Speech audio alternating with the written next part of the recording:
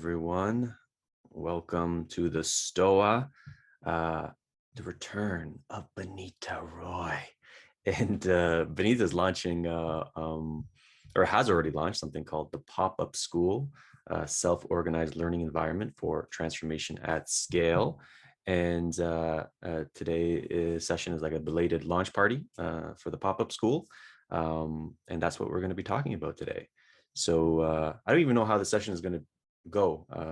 Bonnitta said, let's just roll with it. So we're going to roll with it. But I imagine there might be a Q&A portion. So if you have any question anytime, throw your question in the chat and I'll call on you. You can mute yourself, ask your question. So B, what's going on? How's life these days? You're on mute. There, how's that, better? Yep. Yeah, so thank you for having me and give me a chance to kind of pitch my school here, but I didn't really have anything prepared. I kind of want to have a conversation around the school and why this thing emerged and how it emerged. And, I don't think surprising to you, we've had a lot of back conversations. There's been a lot of conversations on how best to use the internet, use these screens so they don't amplify our sense of separation. They don't merely make us into kind of cognitive, conceptual, abstract thinkers. How do we create an environment that's both digital and leads to more real action in the world? These, I think, are unsolved problems. So the pop-up school is a little bit of an experiment. I know that a lot of people play around a lot of spaces and they feel there's value there, but then there's still some lack or absence. And so the very first installment in the Substack newsletter, the pop-up school is basically a Substack newsletter that is the mechanism for organizing interest. And then there's a series of courses that will be launched later on. I'll talk about them.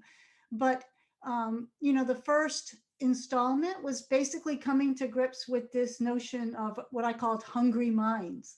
Like we can visit places like the Stoa or the Intellect or Rebel Wisdom. There's so much good programming going on, but I was observing a certain type of effect that has. Like there's this sense that you could never be satisfied. Like the news cycle is so furious and there's always commentary, and then there's commentary and commentary, and then there's all these really great initiatives. But I started to think that there was something distorted about the way we can consume information. And I really understood it as part of, we're in a capitalist society and we're in a knowledge economy. And so there's a difference between producing knowledge production, and the compounding of knowledge. Compounding of knowledge just means taking little bits of knowledge and putting together and then attracting interest around that. And, this way of repackaging everything without anything new coming out under the sun, nothing really new under the sun. And I think that this is a necessary process. I think that there's, these cycles need to exhaust themselves. And I felt that I, for one, was certainly exhausted by it. I've always had kind of 1 foot in and 1 foot out of what I call the circuit, or what you call the spectacle, and really trying to understand what might be more valuable. So that's one signpost, one thing that was going through my mind. The other thing is I teach this master's course in consciousness studies. The advantage there, we've had it online since COVID. It's much better in person. But the advantage there is that, it's an accredited program. It costs a lot of money. You have to have all your transcripts, all that stuff you have to do. So there's a really high kind of onboarding process. And kind of a big commitment to get in. But the advantage it has is that people have skin in the game. They want their masters for a particular reason, and they persevere through the 2 years. So you can get pretty intense, where people want to quit, or they're really kind of exposing or being transformed, but they don't, because it's important to them. And so for me, I wanted certainly to lower the bar so you could just get on this school.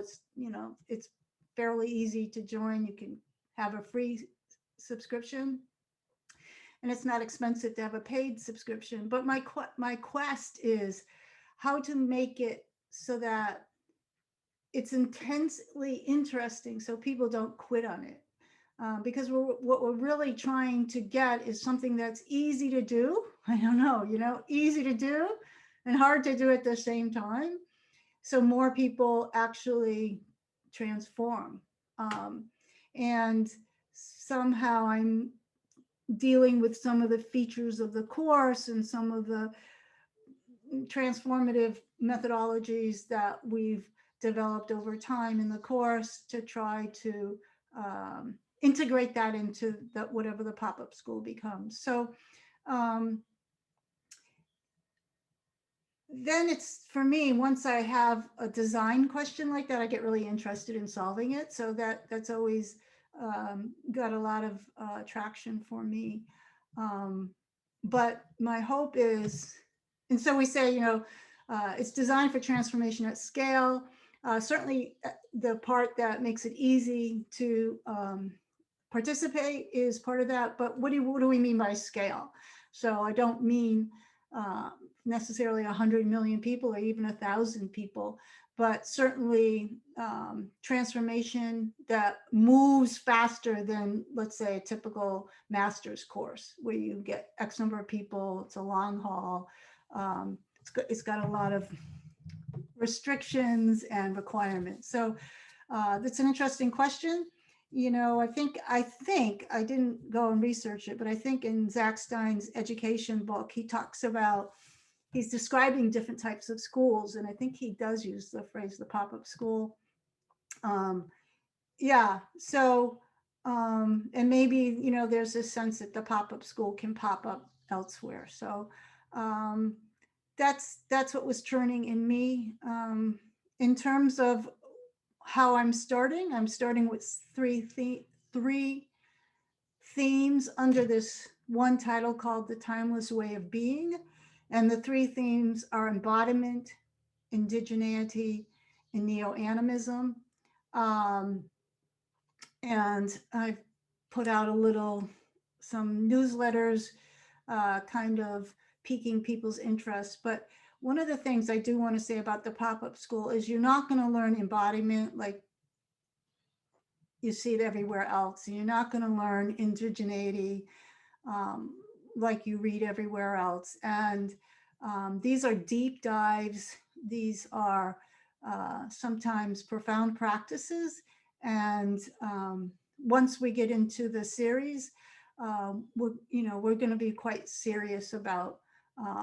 It's not, we want to have fun, but it's not, edutainment. It's not a TED Talk.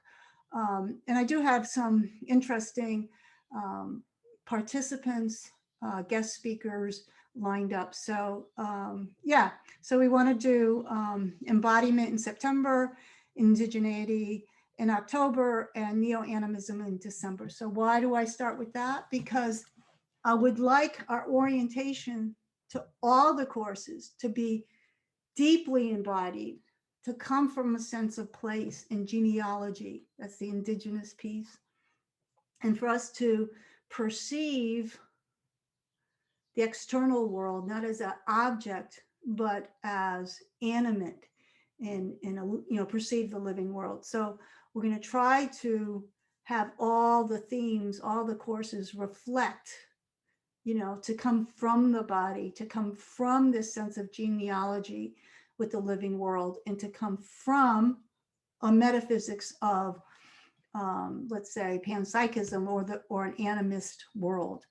So instead of talking about embodiment, how do we talk about self, other, and world from the body? So in the first in the installment on embodiment, I talk about the difference between a meditative instruction saying, place your attention on your breath. If your mind wanders, bring your awareness back to the breath. That's looking at the body from the aspect of mind, right? So even if it tells you to pay attention to your body, it brings in the mind that wanders and the awareness that brings the mind back.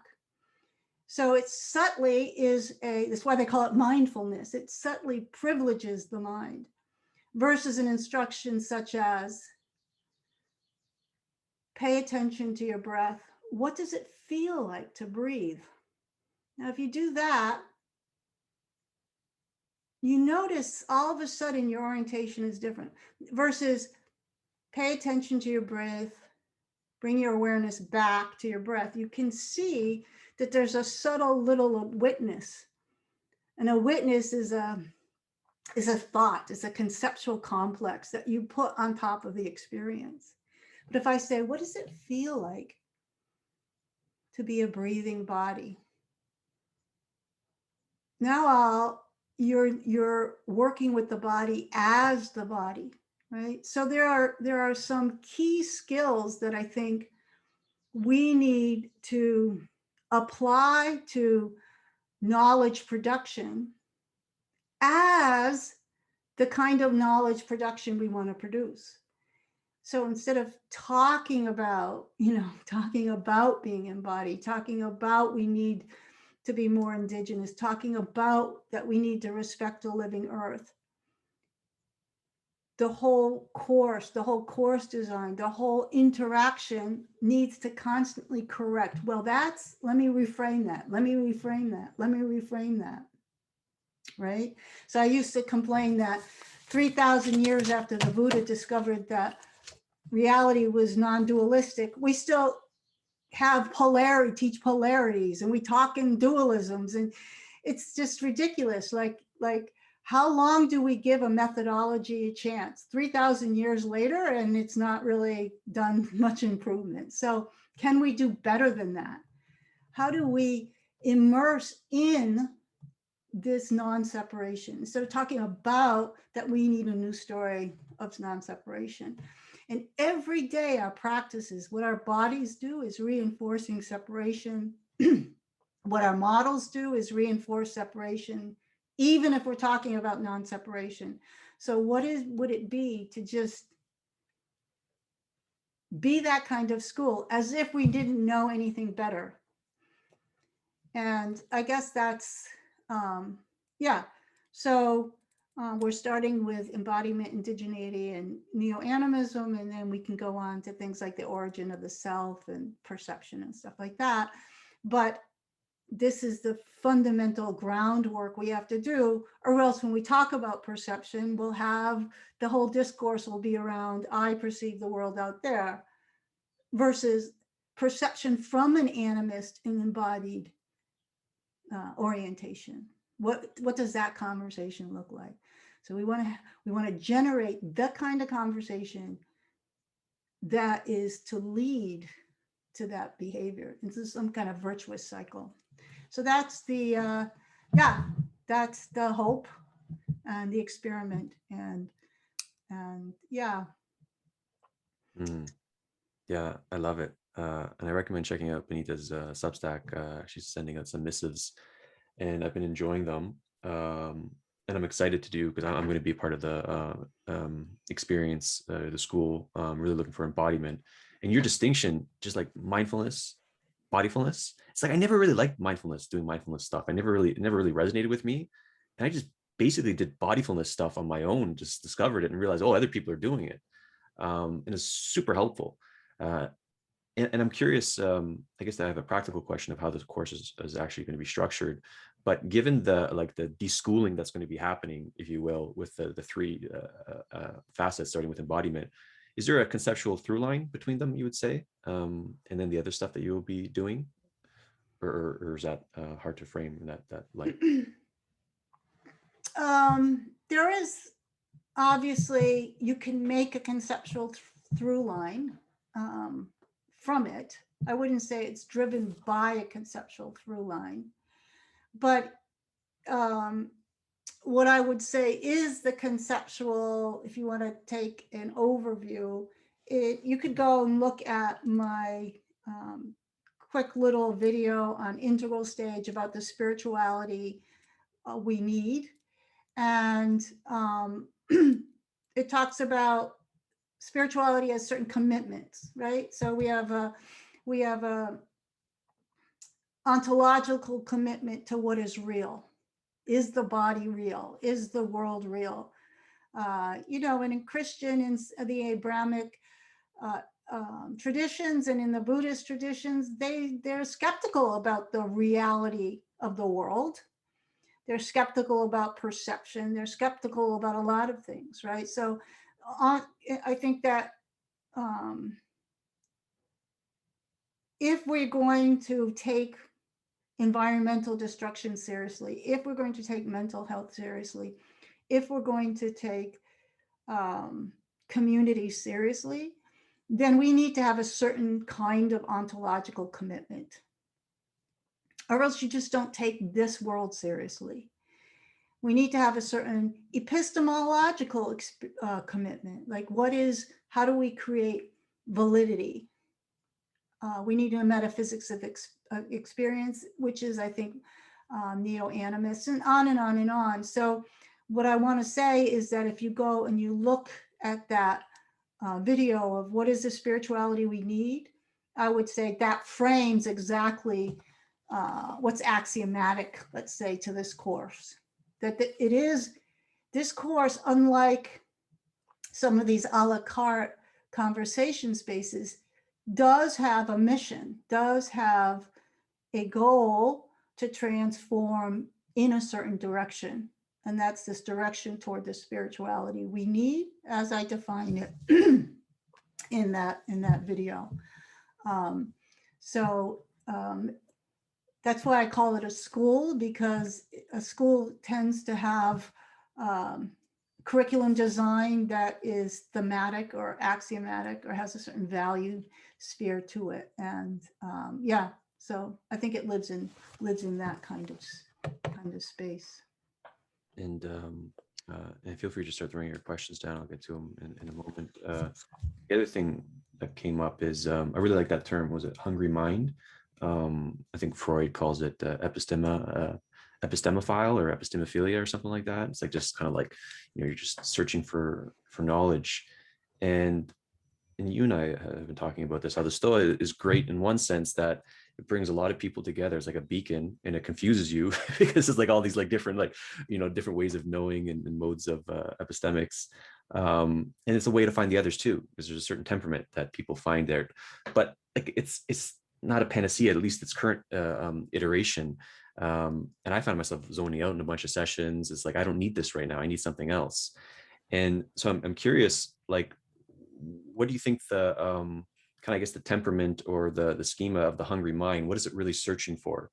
The people that are drawn to it, the hungry minds that are drawn to places like a Stoa. Yeah, I think we have to be careful. I think that that the mind wants to grow. Aristotle says, all men's minds want to grow. That's one thing. I think that's true. This is part of the life force in people and in animals. But what I meant by hungry minds was the kind of offerings that the internet gives you in a knowledge economy where knowledge is not produced. There's really, if knowledge was produced, we wouldn't have a sense-making crisis.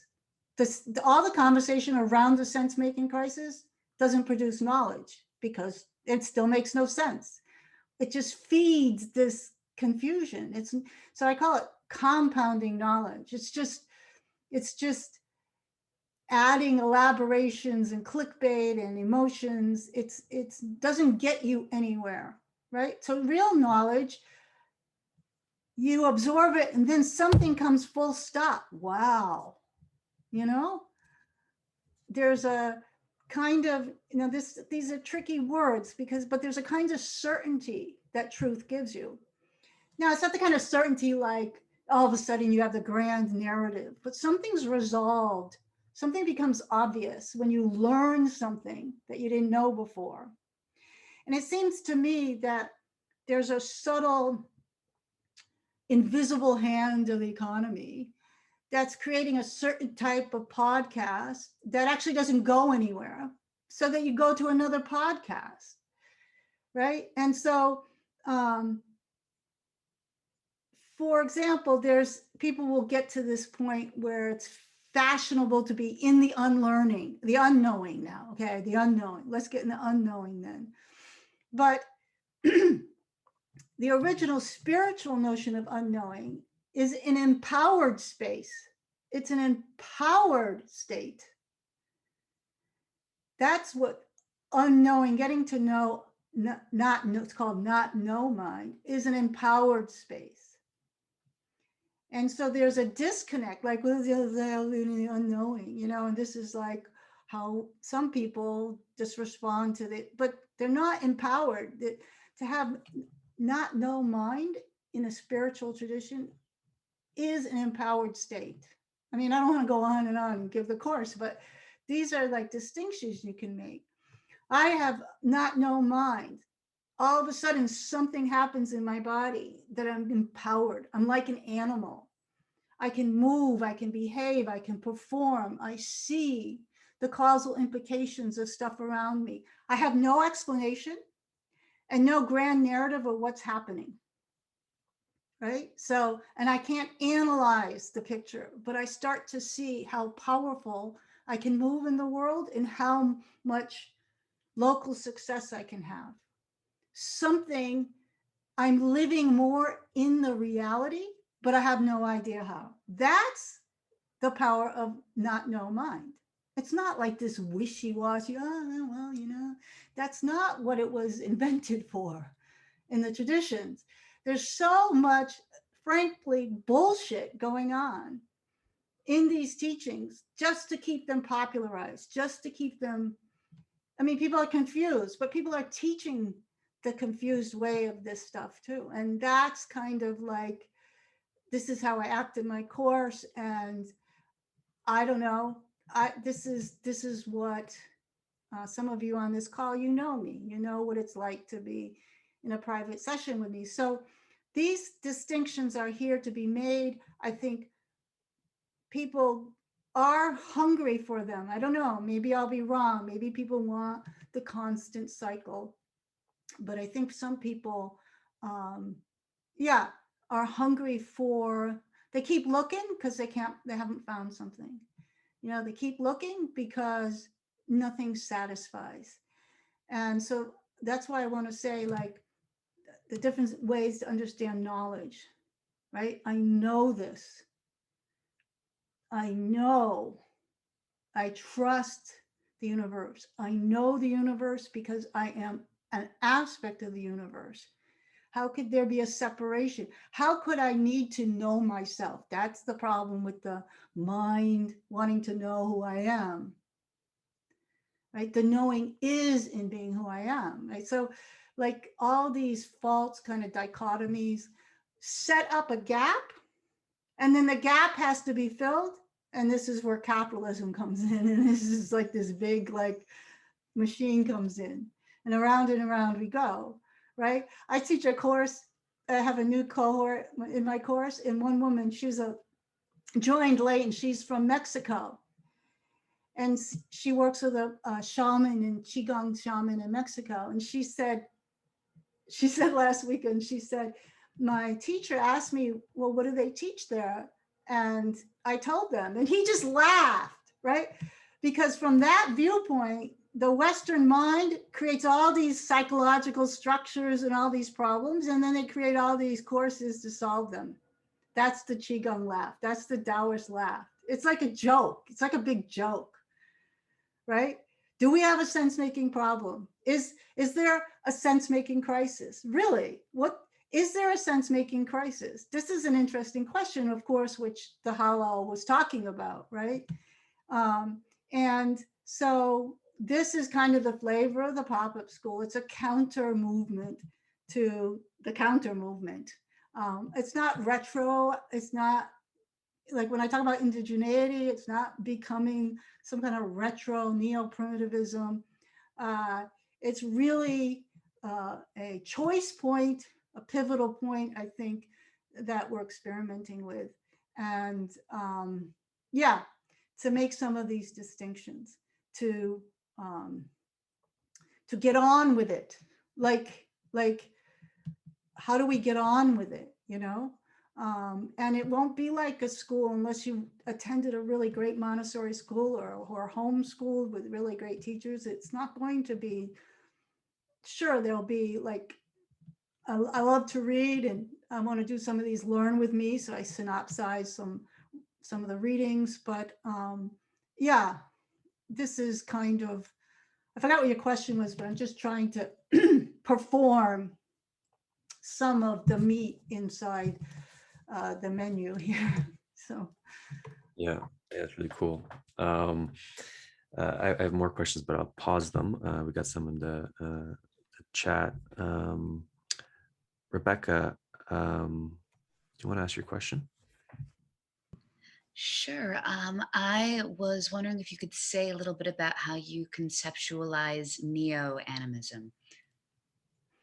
yeah, so basically the neo is it comes from, it incorporates Whitehead, neo Whitehead. So it basically says that science post Whitehead and Whitehead tradition has a lot in common with animist intuitions. And there's some kind of intersection there, which I find fascinating because we don't have to be, science can be our friend.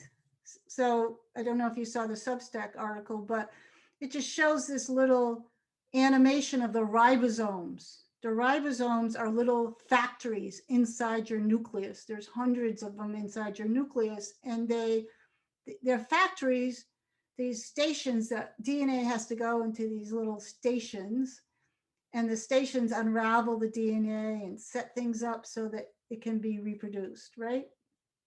And so these ribosomes are just molecules, and what they do is so intelligent, so incredibly complex. Like, how do they do that? And so what we can start to see is that the molecules are animated. They're I don't want to say teleological, but one of the things about neo-animism is you get away from Newtonian physics toward Einsteinian, toward Whitehead's thought. This is why it's neo, because it's consistent with emergent science, where science is going. Spirituality, by the way, lags in many cases. And so it says, Newton said that an object needs a force to act on it in order for it to move. Einstein said, no, force is what objects do. So Einstein said there's not a force of gravity. Gravity is what mass does. This is neo-animistic. This is saying you don't need an outside force. I don't need intention to animate my body. I don't need consciousness to animate my body. I don't need some other force to make the molecules know how to build ribosomes. So neo-animism, yeah, Whitehead is Alfred North Whitehead. Neo-animism incorporates this switch from Newtonian physics into looking at what we would call objects as having agency, having intelligent agency. So my first encounter with neo-animism was years ago. I was driving where I used to have my horses who would drive down this long hill, come around the corner. It was one of those days where the clouds were such that the sun was like these beams of rays, like just all set up to have some kind of like altered state experience. And I saw my horses down there in the fields. And for some reason, I didn't see them as eating grass. I was in a state where I saw that the grass was growing horses. That's that's an animist viewpoint. And the fact that we assign objects to some part of the relationship and subjects to others is completely conditioned by our culture. So that's the duality that we can drop, right? So yes, exactly. Like the earth peoples, just like the apple tree apples. This, but see, you can go to a lot of places and people will talk about this. But how do we become that? Like, why can't we just start being neo-animists? So coffee moves a million people every morning. I saw this video, Planet Earth, and it was being narrated by, one of these famous narrators, um, and it was about the floods coming to the Serengeti plains and the migratory herds of animals coming. And I could just see it wasn't that the herds were going to the water was calling the animals, right? So this is what an animist ontology is. And when we look at, for example, complexity science, a lot of people are involved in complexity science. This is in my chapter in the new Perspectiva book. It's in the Hollow.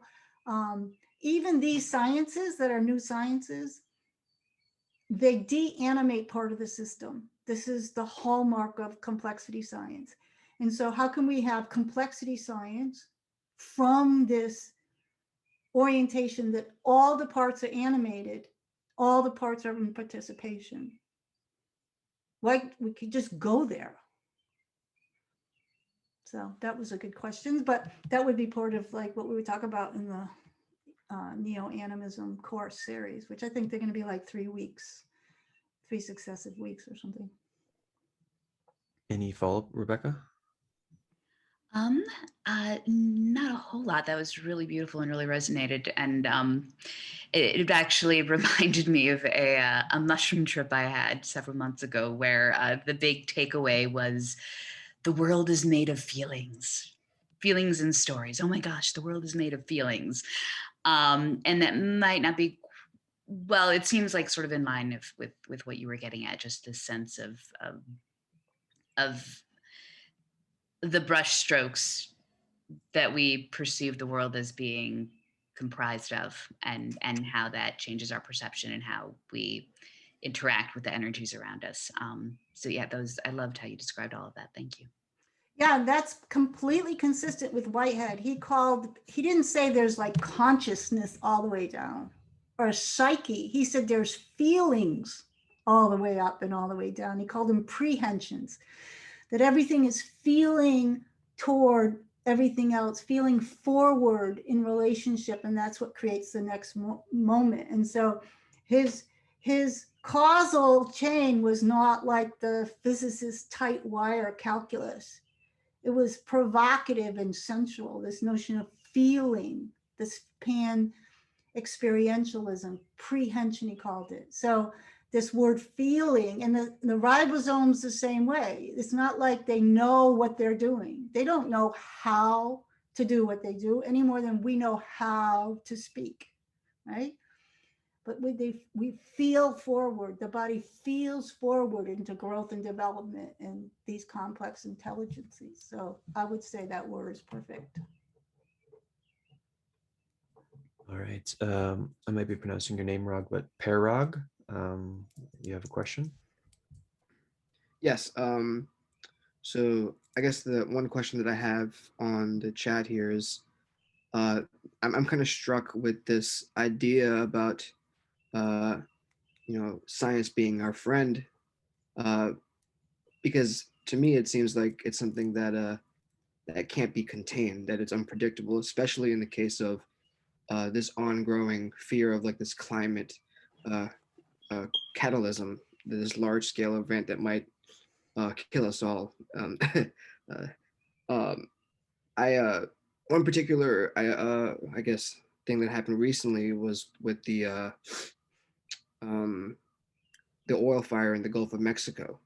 And one immediate reaction was that it looked like a demon monster was coming out of the ocean to come and punish us or kill us, uh, which was like they said it looked like Cthulhu was coming out of the ocean.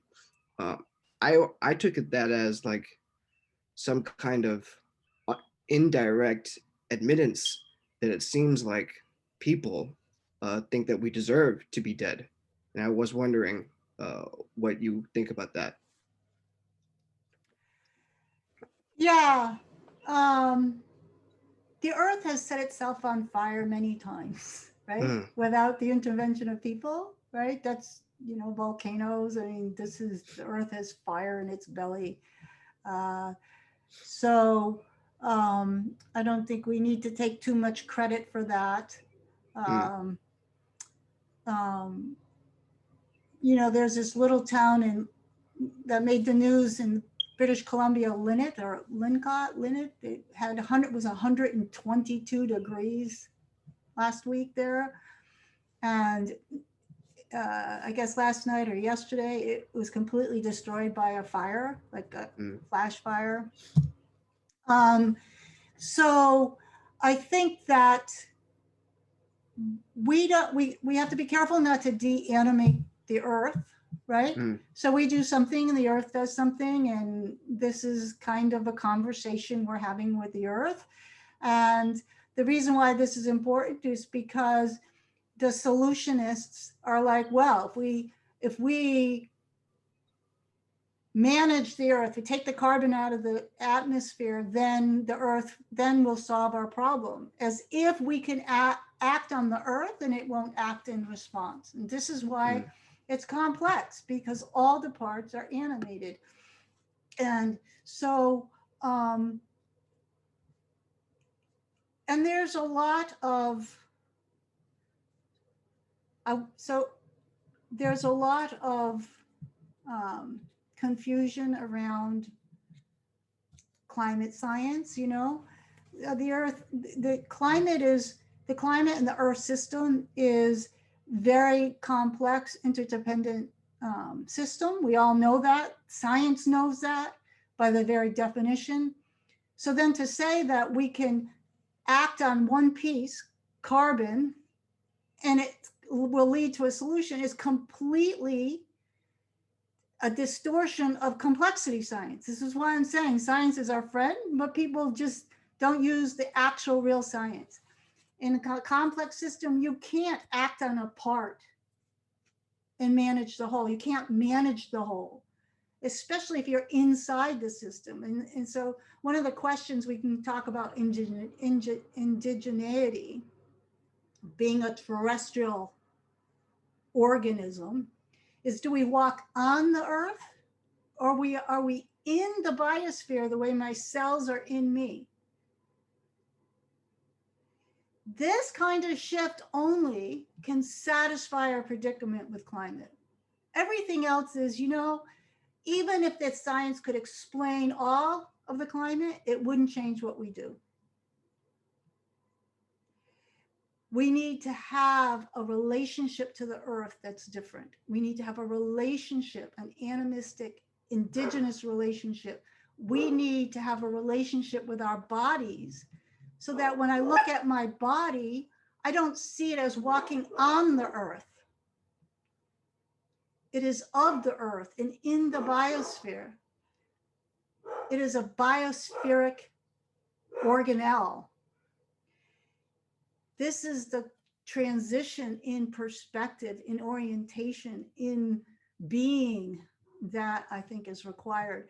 And do I, who knows? Do I think we may advert or, avoid climate destruction? Probably not.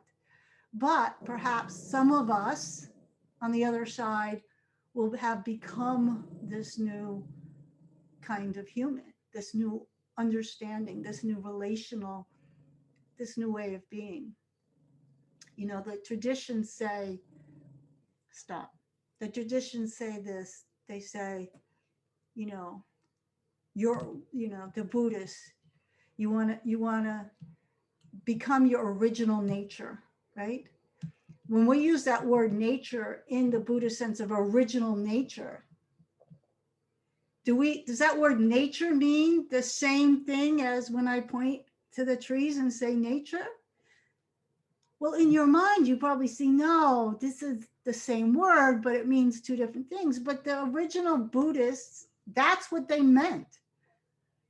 When you say original nature, that word nature means nature. That's why it's that word.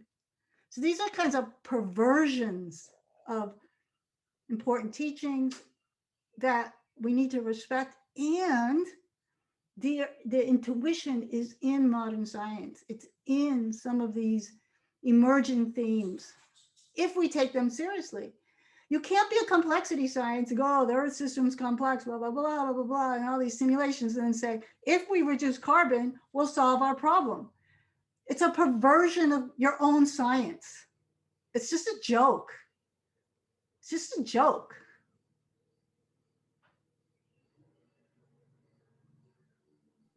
Any follow-up? Thank you. Awesome. Kevin, you had a follow-up question. Yeah, hi, Bonnitta.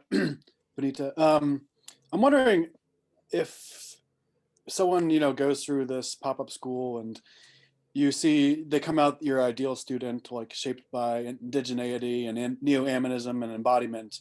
What do you see the role of the mind and the intellect in relation to that new person, right? Yeah, it's a really good question. And this is a topsy-turvy school. So when we use words, they have different meanings, and it's and I know you're not asking a naive question. So from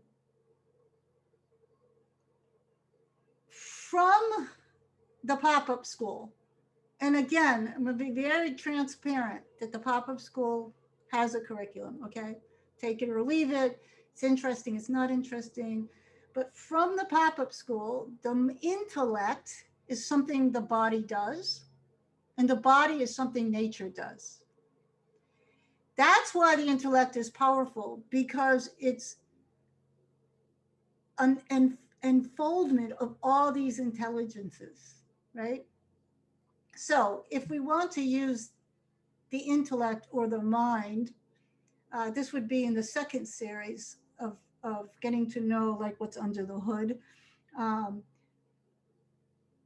It's convenient to call it the mind and the body, but if you read the second, I think, pop Substack thing, it asks you to do this silly little experiment of going like this with your hands.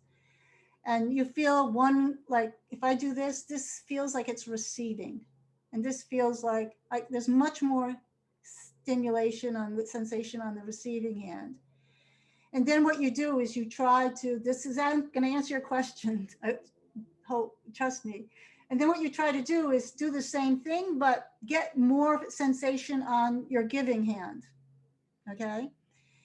And you can feel the activity in your brain moving from side to side. This would be something we would practice. Now, if you stand there, and I do this with my course, and you just feel what it feels like to receive, like this is vulnerable, this hand is receiving. And then you feel what it feels like to give, you'll feel the different energies in the different parts of your brain, and then you can go the other way, receive here.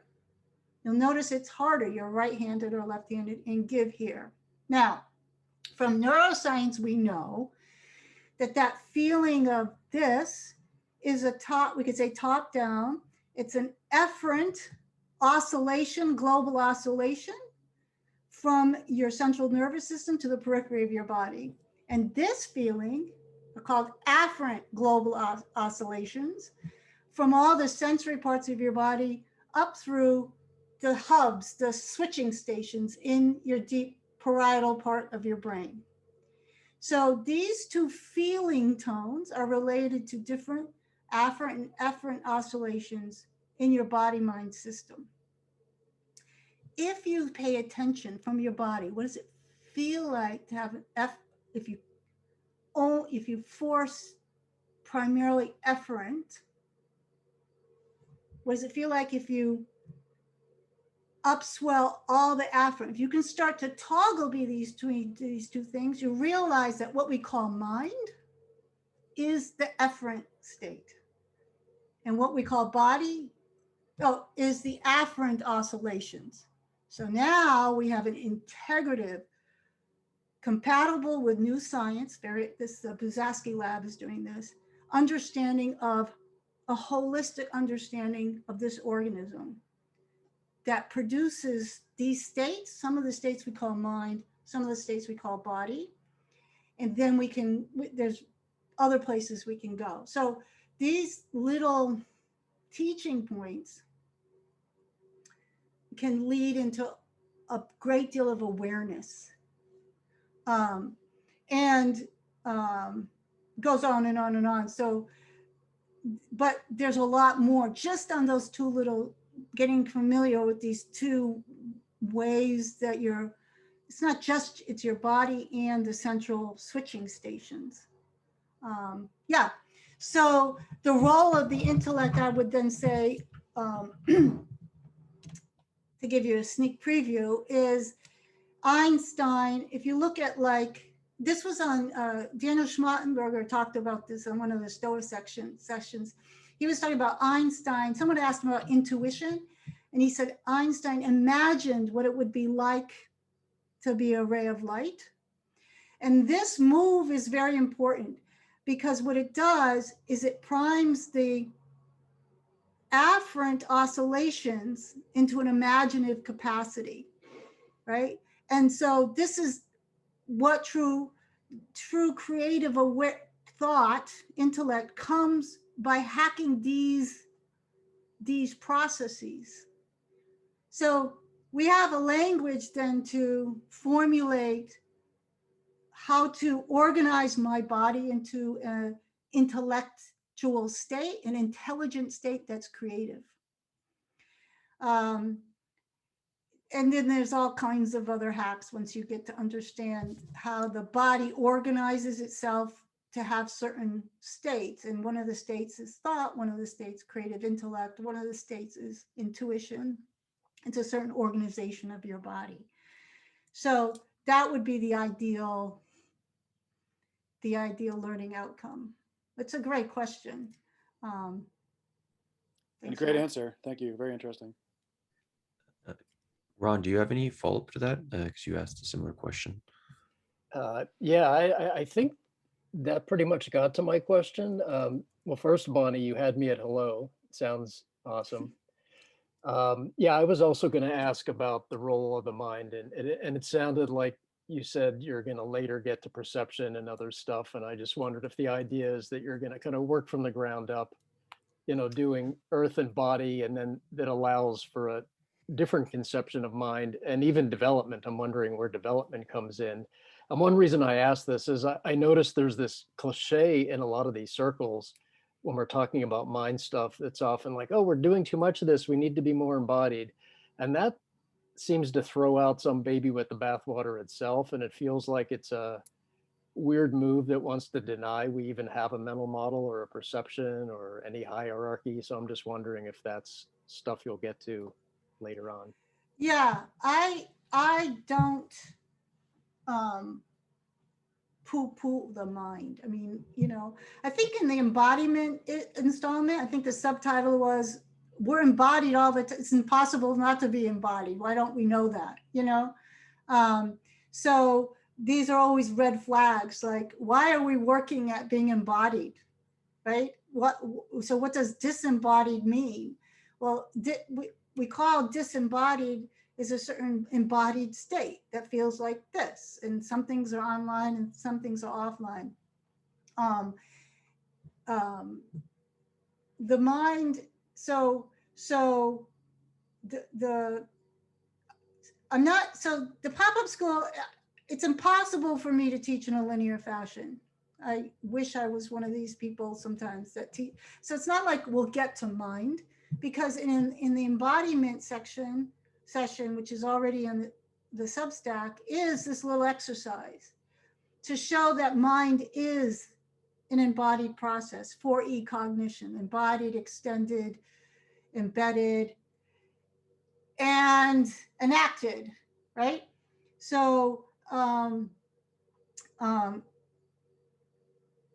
so there's not going to be this duality, right? Now, I'm going to tend to collapse the mind into the word body more than not, because we're trying to overcome this habit, right? But conceptual, mental models, imaginaries, all these things are critical aspects of not only being human, but of transforming our society. The key, though, is you need to have a handle on what is a thought and what's not a thought, and what is a habituated thought versus a true open awareness that can create novel intuitions, let's say, right? So you could call that mind, you could call it cognition, I don't know what you would call it, but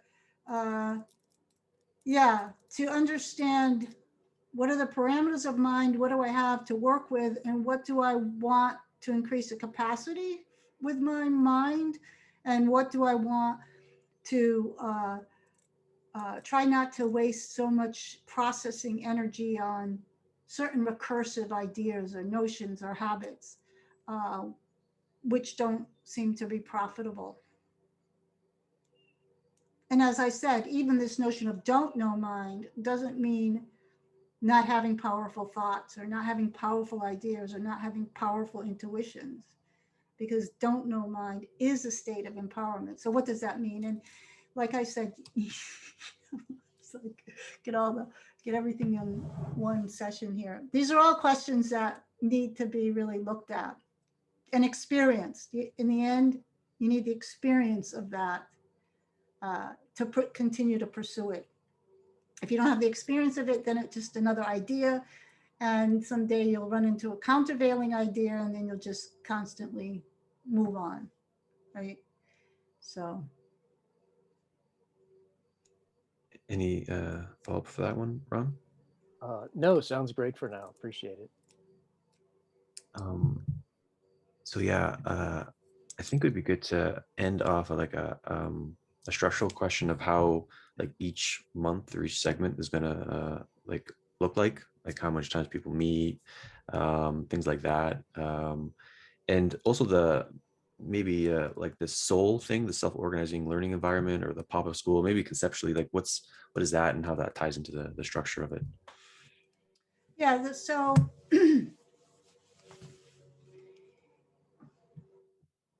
years ago, I was really fascinated by this TED Talk I saw with Sugatra Mitra, who put a computer in a hole in the wall in a village in rural India where the people didn't even speak the national language of India. They didn't speak English. They never went to school. And something like, after 3 months or 9 months, I'm getting this wrong, but they understood what recombinant DNA was. So they had to teach themselves how to use the computer. They had to teach themselves English. They had to teach themselves, all this stuff. And just a bunch of kids and a granny that encouraged them, that didn't know anything about the topic. And so the self-organized learning environment is interesting in the sense that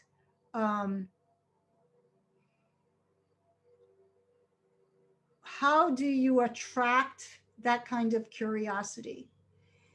How do you attract? I mean, one of the things I think those hole in the wall schools had was they still had an intact community, right? But how do you offer things that has this power so the energy an enthusiasm to learn is coming forward.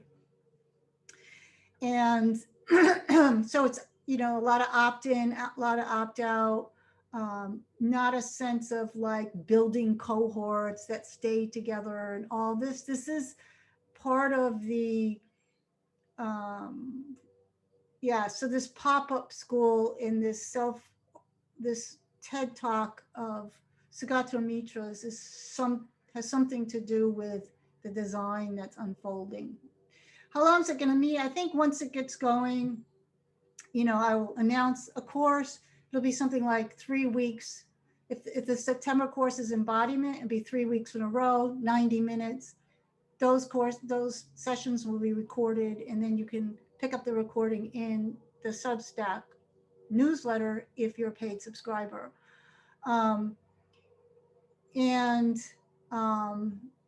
Yeah, and then take a week off, and then do the second theme and do the third theme,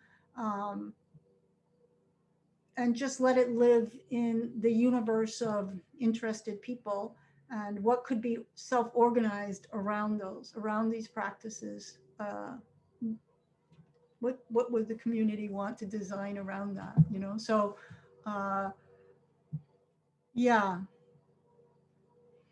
minimal plan and waiting to see what's effective and where it can go. Mm. And they can sign up on your Substack. Is that all the information's there? bonnittaroy.substack.com. Yeah, the pop-up school at Substack. I don't know how to. Is it? I thought it was Bonnitta Roy. Yeah, and then the pop-up school is, yeah, you can have more than one thing. Yep. Cool. Yeah, so I definitely recommend checking it out. I'm signed up and I'm looking forward to it, and so it should be a lot of fun. Any kind of closing thoughts, B, that you'd like to leave us with? No, I mean, I think that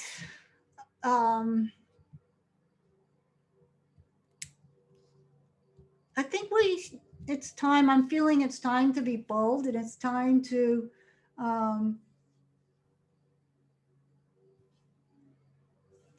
create, you know, to create and carry forward, and